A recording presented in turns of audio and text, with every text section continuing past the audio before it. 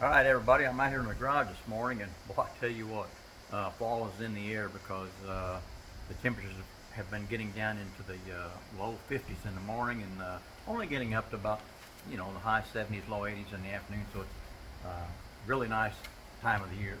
Let me get me a drink here and wet my whistle just a little bit. There we go. All right, let me first start all this off. I got a lot to go through, and I want to get through it kind of quick because I don't like to make long videos because I don't like sitting through them, and I know you guys don't. My good friend James B. and Jim, I appreciate you sending me all this stuff. He sent me some reading material before from back in the day, and I really appreciate it. And he sent me a couple die-cast trucks. Really enjoy those. But let me show you this one here first. This is an old 37 gasser, and he said it kind of looked like the one that I had just built a couple builds back. I built one that was kind of a candy orange, if y'all remember. And he made reference to this one saying K&L Automotive on the doors there, and I think mine says, let me look at it over here. Yeah, mine says R&N Automotive, so kind of similar. But this is just super cool, and I'll get back to this here in just a little bit when we go over to the bench because I got something else I want to say about this. But he also sent some other stuff, and he sent this about today's Air Force. I'm a Air Force veteran, so I like this stuff here, and that's pretty cool stuff. And then he sent all this stuff. This is just some really good reading material. I really enjoy all this stuff. I want to just show a few of them here. Here's Dare to be the 50s. I like this. That's cool. Yeah, let me show one more here. I kind of like these. This section here is called the sketch pad. That looks pretty cool. Kind of custom or concept type cars. I really like these here. So, Jim, I appreciate it, man. I really like all that stuff. And like I said, we're going to get back to this 37 Chevy Gasser, this picture that he sent. That's just super cool. But let me turn you all around here. We're going to go over to the workbench and see. I've got a lot going on. And, man, I tell you what, it's just been a little frustrating. So let me turn you around here and we'll get going, fellas.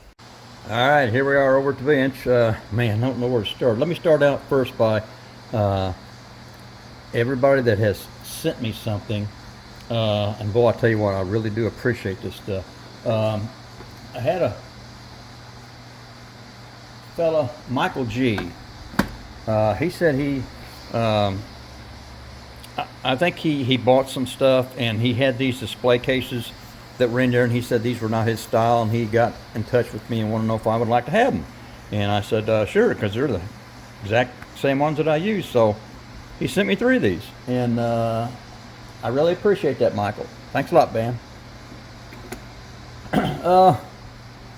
My good buddy, Roger S. He was over the other day, and he brought me some of this. This is splash paints. This is their hardener, and this is their gloss clear. And he brought this over and thought I might like to try it out. So I may use this on my next build to see how this stuff works out. So never used it before, but Roger, I really appreciate that. I'm gonna give her a shot, man. Well, I tell you, on the 34 here, you can see where I cut into those fenders trying to get that top fuel engine set in there. Well, a good old boy, Marcos, he got a hold of me and he said, if I can move that engine back where the exhaust tubes won't cut into the fenders, he has an extra set of fenders that he could send me if I want a cleaner look. So I think those are on the way, and boy, I tell you what, I appreciate that. Man, I tell you, I've had that engine in here, and I moved it back, and then I have moved the firewall back, and I just can't seem to get going on this thing. And then I thought, well, maybe that's not the right engine for this 34, so I pulled this engine out, and I like it because of the 2.4, but it just doesn't want to set in that frame right in those headers.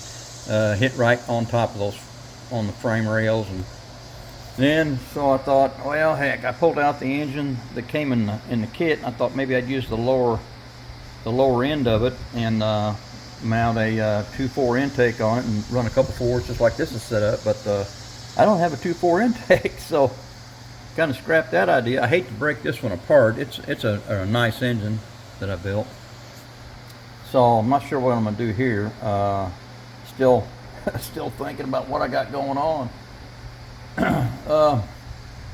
You know, I originally bought that top fuel engine. That top fuel engine, I actually have it, all the parts painted right now, and it's setting over to my dehydrator. Let's go over and take a look. I mean, my dehydrator's not on. I just got it sitting in there, so all the parts won't get any dust on the paint or anything. And then let me show you, here's a picture of how I'm painting that top fuel engine. I like that black look. And as far as the valve covers there, I painted mine a titanium silver. So I think that's gonna look pretty cool. I like that. All right, let's get back over here to remember I was telling you all about that 37 gasher, we'd get back to it? Well, there's the one that I built. You see the logos on the side are about similar. If you look at that one, and then look at this one. But I really like the looks of that blue gasher. Blue's my favorite color. So then I got thinking about this paint, because I was going to use some of this new Revell paint right here that I bought. But then I got thinking, you know what? I like that blue so much. So I thought about maybe laying down a silver base on that and use this, to me, acrylic paint, this clear blue, and try and go for a candy type paint like this is here. So now I've got that running through my mind. So daggone, I don't know. But anyway, you know, I originally bought those wheels and tires that come from Jay's, and I bought that top fuel engine for this 60 Falcon, because I've already chopped a section about 3/4 of an inch of the bed out and glued it back together. But then I didn't like, you see that oval there where the rear tires might go. I just didn't like the placement of those rear tires, so I scrapped that idea, and that's why I moved the wheels and tires from and the top fuel engine from this build over to this build. So I'm kind of stuck between a rock and a hard spot, I think, fellas. So I don't know what I'm gonna do. I just keep coming out here every day and looking at this stuff and piddling around and not making much headway because I can't make up my mind what to do. So not sure.